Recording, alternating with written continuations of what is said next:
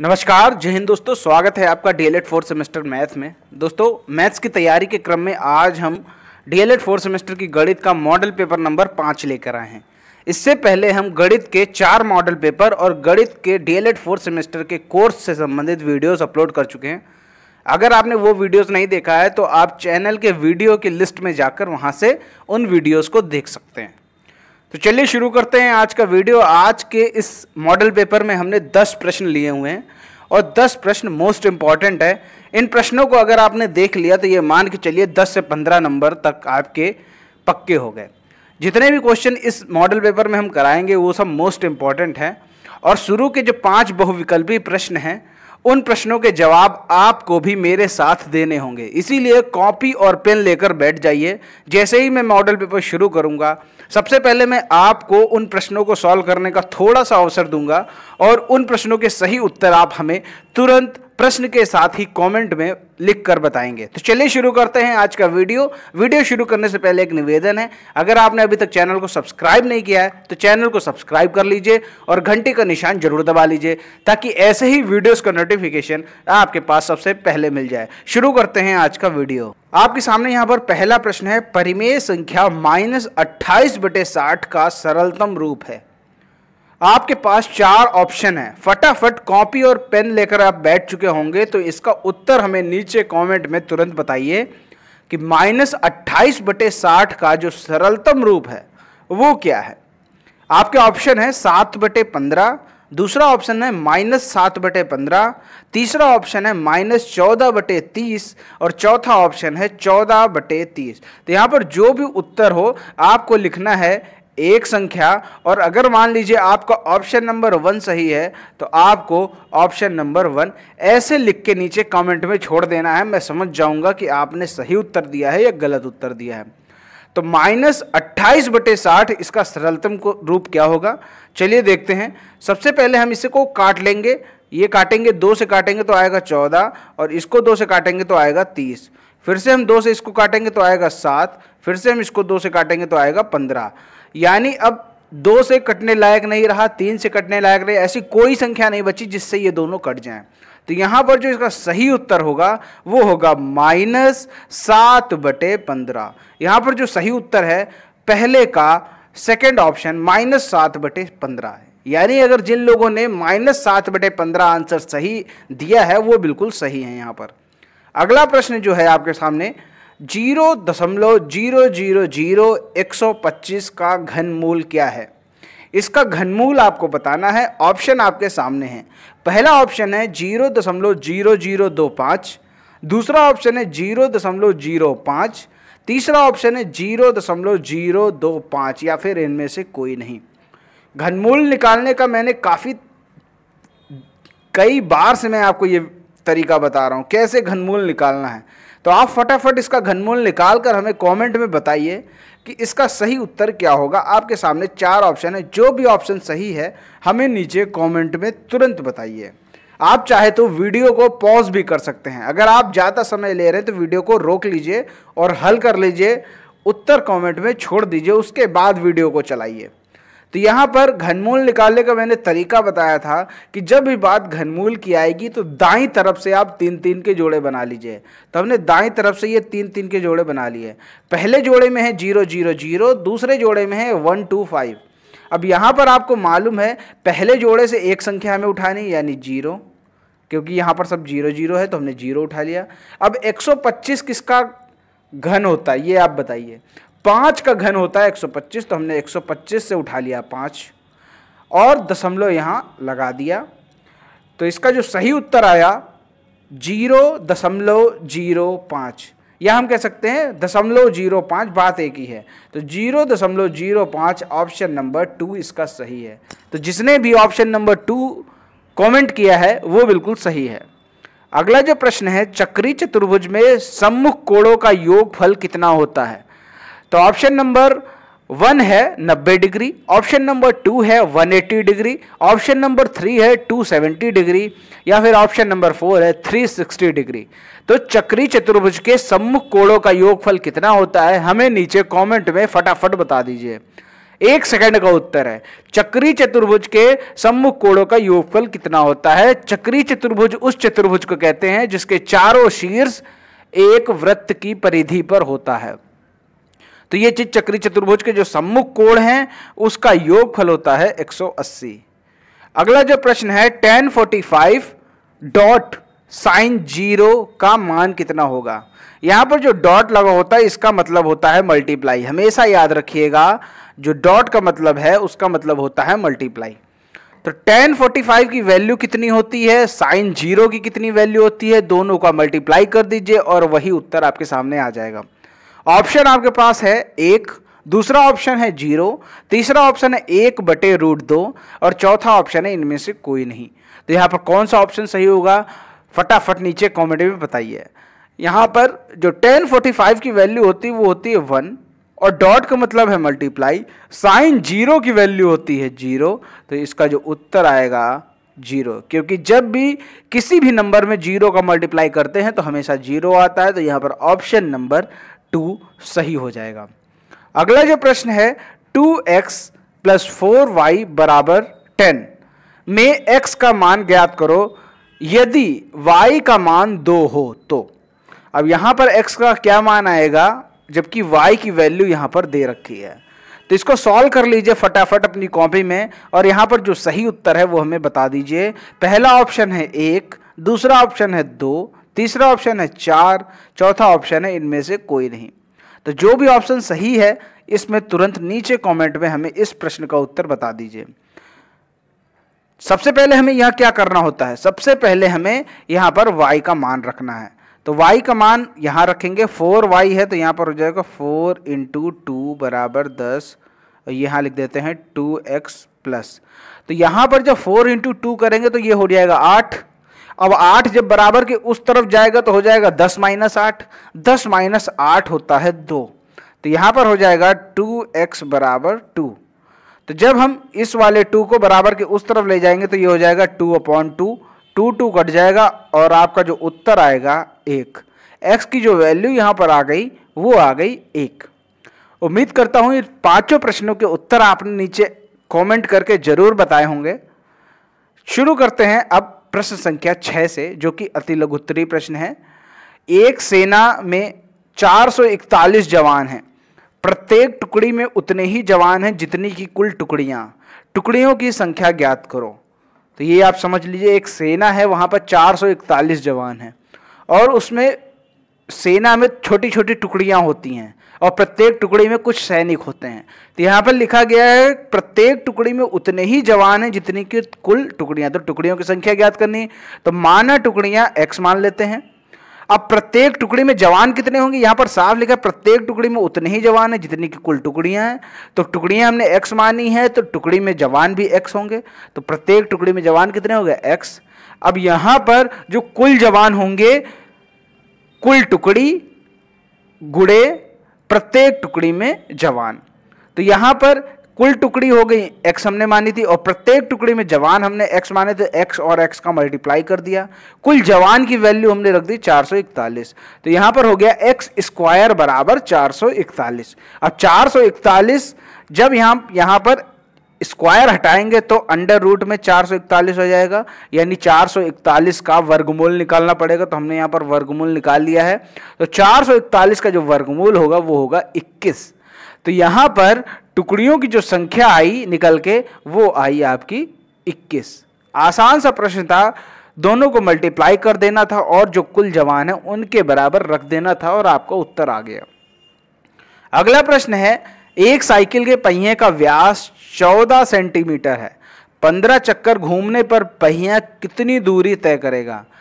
अब यहां पर थोड़ा समझने की बात है। मान लेते हैं कोई ये पहिया है, ठीक है। अब ये एक चक्कर में कितना चलेगा, एक चक्कर में ये इतना ही चलेगा जितनी इसकी परिधि होगी। मान लीजिए इस पूरे को हम खोल लेते हैं तो ये जितनी दूरी चलेगा वो अपनी परिधि के बराबर दूरी चलेगा। जैसे हम इसको पूरा खोल लेते हैं पहिए को तो ये इतनी दूरी कवर करेगा। ये इतनी दूरी कैसे कवर करेगा, जब हमें इसका परिधि मालूम होगा तभी हम ये पता लगा सकते हैं कि एक चक्कर में ये पहिया कितनी दूरी कवर कर रहा है। तो सबसे पहले हमें परिधि का फॉर्मूला मालूम होना चाहिए जो कि होता है 2πr। तो यहां पर जब हम 2 पाई r लगाएंगे तो यहां पर हमें r की जरूरत पड़ेगी, जो कि प्रश्न में कहीं भी दिया नहीं है। तो हमें r निकालना होगा। r कैसे निकालेंगे? यहां पर व्यास दिया है, व्यास हमें मालूम है कि वो त्रिज्या का दोगुना होता है। तो यहां पर हमने रख दिया व्यास त्रिज्या गुणे 2। तो जब त्रिज्या की वैल्यू निकालेंगे तो व्यास बटे 2 हो जाएगा। व्यास यहां पर 14 है तो 14 बटे 2 कर दिया तो आ गया 7। तो यहां पर जो त्रिज्या हमारी निकल के आई वो आ गई 7। तो हम यहां पर एक चक्कर घूमने पर चली गई दूरी यानी परिधि का फॉर्मूला लगा देंगे 2 पाई r। पाई की वैल्यू हमने रख दी 22 बटे 7, r रख दिया हमने 7। ये 7 और 7 कट गया तो 22 गुणे 2 हो गया 44 सेंटीमीटर। यानी एक चक्कर में जो पहिया घूम रहा है या दूरी कवर कर रहा है वो 44 सेंटीमीटर की दूरी कवर कर रहा है। अब प्रश्न में पूछा गया है कि 15 चक्कर घूमने पर पहिया कितनी दूरी तय करेगा। तो जब एक में 44 सेंटीमीटर दूरी कवर कर रहा है तो 15 चक्कर में 44 इंटू 15 660 सेंटीमीटर की दूरी कवर करेगा यदि साइकिल का पहिया 15 चक्कर घूमता है।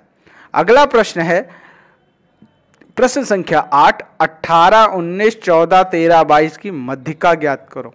एक प्रश्न आता है इस तरह का।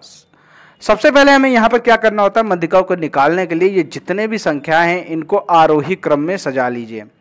आरोही क्रम में सजाने के बाद आप देख सकते हैं यहां पर जो सबसे छोटा था 13 वो पहले आ गया, फिर 14, 18, 19, 22 ये हो गया। अब इसके बाद हमें यहां पर पदों की संख्या गिननी। कितने पद हैं? 1 2 3 4 5 5 पद है तो हमने यहां लिख दिया पद बराबर 5। और जो ये 5 है वो सम है या विषम ये देखना होता है, तो ये है विषम। तो यहां पर हम मध्यिका को निकालने के लिए विषम वाला फॉर्मूला लगाएंगे जो कि होता है मध्यिका बराबर n+1 बटे 2वां पद। तो यहां पर n है 5 तो हम 5 + 1 कर दिया, क्योंकि यहां पर n+1 है तो हमने यहां पर 5 + 1 बटे 2 कर दिया। तो ये 6 बटे 2 हो गया, ये आ गया तीसरा पद। तो यहां पर जो मध्यिका होगी वो तीसरा पद होगी। अब यहां पर हमें ये देखना है कि यहां पर तीसरा पद आखिर कौन सा है, तो 1 2 3 ये है तीसरा पद, यानी 18 नंबर तीसरे पद का मान जो होगा वो 18 होगा। अतः यहां पर जो मध्यिका है वो 18 आ गई। आसान सा प्रश्न होता है, थोड़ा सा यहां पर दिमाग लगाने की जरूरत है। एक नंबर में प्रश्न ऐसा आता है, ज्यादा बड़ा नहीं आता कि 2 नंबर में पूछ लिया जाए, छोटा सा प्रश्न है इसीलिए 1 नंबर में पूछा जाता है। देख लीजिए ध्यान से। अगला जो प्रश्न है, किसी शंकु की तिरछी ऊंचाई 42 सेंटीमीटर, त्रिज्या 16 सेंटीमीटर, शंकु का आयतन ज्ञात करो। सीधा सा यहां शंकु का आयतन का फॉर्मूला लगा दीजिए 1/3 पाई r स्क्वायर h। तो 1/3 वैसे ही रख दिया, पाई की वैल्यू 22/7 रख दी। r है आपका 42 सेंटीमीटर, सॉरी r है आपका 16 सेंटीमीटर, तो 16 गुणे 16 क्योंकि r स्क्वायर है तो 2 बार गुणा करना पड़ रहा है। h यहाँ पर ऊंचाई यानी 42 दे रखी तो 42 रख दिया। अब यहाँ पर इसको काट लेते हैं, 7 छंग 42, 3 दूना 6। तो यहाँ पर बचेगा आपका 22, 16, 16, 2। तो यहाँ पर आ गया 22 गुणे 16 गुणे 16 गुणे 2, तो ये आ गया आपका 11,264 घन सेंटीमीटर। तो जो शंकु का आयतन यहां पर निकल के आ गया वो आया 11,264 घन सेंटीमीटर। क्योंकि ये आयतन है तो यहां पर हमें घन सेंटीमीटर लगाना पड़ रहा है। अगर यहां पर क्षेत्रफल होता तो यहां पर हमें वर्ग सेंटीमीटर लगाना पड़ता। याद रखिएगा, क्षेत्रफल और आयतन में फर्क होता है। अगर आपने गलती से यहां पर वर्ग सेंटीमीटर लिख दिया तो अगर आपका 1 नंबर का प्रश्न है तो आपको आधा मिलेगा, अगर 2 नंबर का प्रश्न है तो आपको 1 नंबर मिलेगा। मतलब आधे नंबर आपके कट जाएंगे अगर आपने यहां पर गलत लिख दिया। आगे बढ़ते हैं, प्रश्न संख्या 10 की तरफ बढ़ते हैं। प्रश्न संख्या 10 है, 2 सिक्का उछालने पर कितने परिणाम प्राप्त होंगे। सभी परिणाम भी लिखो। जब 2 सिक्के हम उछालते हैं तो कुल मिलाकर हमें 4 परिणाम प्राप्त होते हैं। अब वो 4 कौन कौन से हैं? मान लीजिए जब हमने 2 सिक्के उछाले तो या तो उसमें पहले सिक्के में H आ जाए और दूसरे सिक्के में भी H आ जाए, ऐसी कंडीशन हो सकती है। H का मतलब होता है हेड और T का मतलब होता है टेल। अब दूसरी कंडीशन ये हो सकती है कि पहले सिक्के में हेड आ जाए और दूसरे सिक्के में टेल आ जाए। तीसरी कंडीशन हो सकती है कि पहले सिक्के में टेल आ जाए और दूसरे सिक्के में भी टेल आ जाए। चौथी कंडीशन हो सकती है कि पहले सिक्के में टेल आ जाए और दूसरे सिक्के में हेड आ जाए। चारों कंडीशन पूरी तरह से भिन्न है, अलग अलग सारी कंडीशंस हैं। आप चाहे तो ध्यान से इनको देख सकते हैं। बढ़ते हैं अगले प्रश्न की तरफ। अगला प्रश्न है प्रश्न संख्या 11। एक दीवार का क्षेत्रफल 1560 वर्ग मीटर है। यहां पर वही चीज मैंने बताई, जब क्षेत्रफल आता है तो वर्ग लगता है। क्षेत्रफल 1560 यानी 1560 वर्ग मीटर है। यदि दीवार में कुल 40 ईंट लगी हो तो प्रत्येक ईंट का क्षेत्रफल ज्ञात करो। आपको मालूम होना चाहिए कि जब भी किसी दीवार में ईंट लगती है तो उस ईंट का भी अपना एक क्षेत्रफल होता है, और उस ईंट का क्षेत्रफल गुणे ईंटों की संख्या बराबर पूरी दीवार का क्षेत्रफल होता है। जैसे हम आपको एक एग्जांपल यहां पर करके बता सकते हैं। जैसे मान लीजिए ये पूरी एक दीवार है। अब यहां पर प्रत्येक ईंट का कुछ ना कुछ क्षेत्रफल होता है। उसी क्षेत्रफल से मिलकर पूरी दीवार यहां पर बनके तैयार हो जाती है। तो यहां पर हम ये कह सकते हैं कि कुल जितनी भी ईंटें यहां पर लग रही हैं उन ईंटों की संख्या गुणे प्रत्येक ईंट का क्षेत्रफल अगर हम मल्टीप्लाई कर दें तो पूरी दीवार का क्षेत्रफल निकलकर सामने आ जाता है। तो वही हमने यहां पर किया है, दीवार का क्षेत्रफल बराबर कुल ईंट गुणे प्रत्येक ईंट का क्षेत्रफल।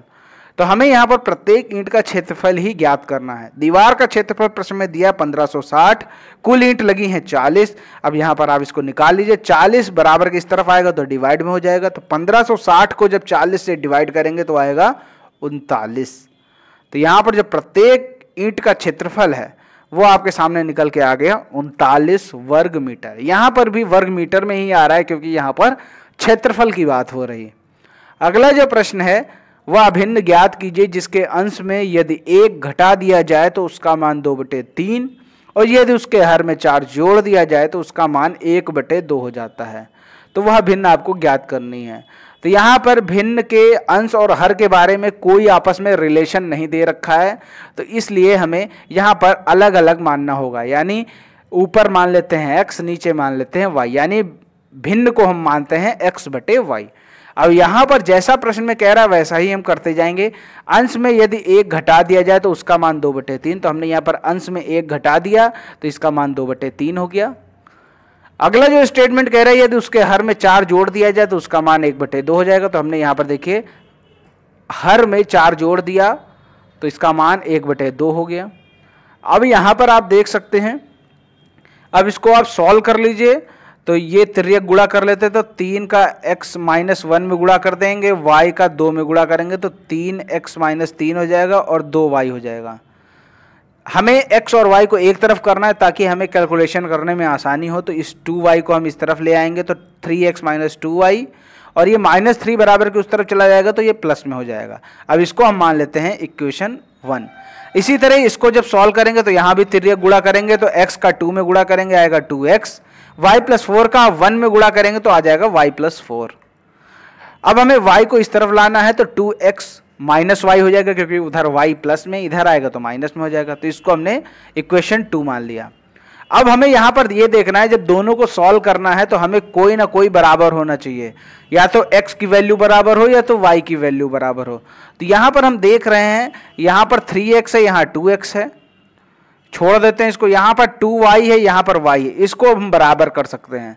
हमेशा याद रखिएगा कि बराबर आप उसी वैल्यू को करिएगा जिसमें किसी में कोई नंबर जुड़ा ना हो। जैसे यहाँ पर x के साथ 3 यहाँ जुड़ा, यहाँ भी x के साथ 2 जुड़ा, तो इसको छोड़ दीजिए। अगली y देखिए, यहाँ पर 2 जुड़ा है, यहाँ पर कुछ नहीं जुड़ा, इसको ले लीजिए। जिसके साथ कुछ ना जुड़ा हो उसको ले लीजिए। अगर x के साथ कुछ ना जुड़ा हो तो x को लीजिए, y के साथ कुछ ना जुड़ा हो तो y को लीजिए। तो यहाँ पर y के साथ कुछ नहीं जुड़ा तो हम y को ले लेते हैं। अब यहाँ पर है 2y, यहाँ है y, तो y को, इस वाले y को हम 2y बना ले तो दोनों बराबर हो जाएंगे, तब कैलकुलेशन करने में आसानी होगी। तो हम क्या करते हैं, इस पूरी इक्वेशन से 2 का गुणा कर देते हैं। समीकरण 2 में 2 से गुणा करने पर, तो हमने जब 2 से गुणा किया तो यहाँ आया 2 2 जा 4x, ये माइनस का y है तो ये -2y हो जाएगा, ये 4 है तो ये 4 2 जा 8 हो जाएगा। अब यहाँ पर इसको सॉल्व करने के लिए इसको ऐसे ही हम लोग उतार देते हैं। ये देखिए यहाँ पर उतार दिया हमने, 3x - 2y = 3। अब इसको सॉल्व करने के लिए हमें क्या चाहिए, इनके जो साइन है वो अपोजिट होने चाहिए। यहाँ पर भी माइनस था, यहाँ भी माइनस था, तो हमें ये काट सकते नहीं, तो यहाँ पर हमें चिन्ह बदलने पड़ेंगे। तो नीचे वाले के सारे चिन्ह बदल दिए, इसका माइनस कर दिया, इसका प्लस कर दिया, इसका माइनस कर दिया, तो ये माइनस और प्लस कट जाएगा। यहाँ 4x - 3x बचेगा x, ये 8 है, ये -3 है, बचेगा 5। तो यहाँ पर x की जो वैल्यू आ गई वो आ गई आपके सामने 5। अब इसी x की वैल्यू को छोटी इक्वेशन में रख देते हैं, 2x - y = 4। इसमें हमने जैसे ही वैल्यू रखी x की तो 2 × 5 - y = 4। 5 दूना देता है 10, तो 10 जब बराबर के उस तरफ जाएगा हो जाएगा -10। 4 - 10 घटेगा तो हो जाएगा 6, चिन्ह लगेगा बड़े का तो -6। -y = -6, तो माइनस माइनस कट जाएगा, बचेगा y = 6। तो यहां पर x की वैल्यू आ गई 5, y की वैल्यू आ गई 6, तो वो जो भिन्न निकल के आके 5/6। आसान सा प्रश्न था, थोड़ा सा समझने की जरूरत थी। जैसा जैसा प्रश्न में कहे आपको वैसा वैसा करना है और आसानी से उत्तर निकल आएंगे। उम्मीद करता हूं ये सारे 12 प्रश्न आपके समझ में आ गए होंगे। अब यहां पर समय है आज के प्रश्न को पूछने का। दोस्तों आपके सामने प्रश्न है 18, 0, 90, 25 के वर्गमूल में अंकों की संख्या कितनी होगी। जैसे हम यहां पर कहते हैं कि जो आपके ये मान लीजिए 144 है। अब इसमें हम कहते हैं कि वर्गमूल में जो अंक होंगे, जो 144 का वर्गमूल होगा उसमें अंक जितने भी होंगे उनकी संख्या आपको बतानी है। तो एक मैं छोटा सा आपको डेमो करके दिखा देता हूं और आप आसानी से पता लगा लेंगे कि किसी संख्या के वर्गमूल में अंकों की संख्या कितनी होती। मान लीजिए हमें 144 के वर्गमूल में अंकों की संख्या ज्ञात करनी है, तो हम दाईं तरफ से 2-2 के जोड़े बना देते हैं। जैसे एक ये जोड़ा बना लिया, अब अगला जोड़ा तो बन नहीं रहा है, फिर भी हम जो बचा उसके ऊपर लाइन खींच देते हैं। अब यहां पर आप देखिए कितनी लाइनें खींची हैं, 2 लाइनें खींची हैं। यानी 144 के वर्गमूल में 2 संख्याएं होंगी। आप देख सकते हैं 144 किसका वर्ग होता है, 12 का वर्ग होता है। तो 12 में आप गिन लीजिए कितनी संख्याएं, 1, 2 संख्याएं हैं। इसी तरह एक और हम आपको एग्जाम्पल करके बताते हैं। जैसे हम ले लेते हैं 900 हमने संख्या ले ली। 900 में आप देखिए दाएं तरफ से जोड़े बनाइए, ये एक जोड़ा ये बना और दूसरा एक नहीं बनना, उसके ऊपर भी लाइन हमने खींच दी। यहां पर कितनी लाइनें आ रही, 2 लाइनें आ रही। तो 2 लाइनें आ रही हैं तो हमें क्या करना है, हमें लिखना है 900 के वर्गमूल में अंकों की संख्या 2 होगी। कैसे होगी, 900 किसका वर्ग होता है, 30 का वर्ग होता है। अब 30 में आप बताइए कितनी संख्या है, 1, 2 ही संख्या है। तो उम्मीद करता हूं इस प्रश्न का उत्तर आप आसानी से दे सकेंगे कि 18, 0, 90, 25 में वर्गमूल में अंकों की संख्या कितनी होगी। सही उत्तर नीचे कमेंट में जरूर बताइए। और वीडियो पसंद आए तो वीडियो को लाइक करें, शेयर करें। चैनल को सब्सक्राइब नहीं किया तो चैनल को सब्सक्राइब करके घंटे का निशान जरूर दबाएं, ताकि ऐसे ही वीडियोस का नोटिफिकेशन आपके पास सबसे पहले मिल जाए। मिलते हैं दोस्तों अगले वीडियो में, तब तक के लिए जय हिंद, जय भारत।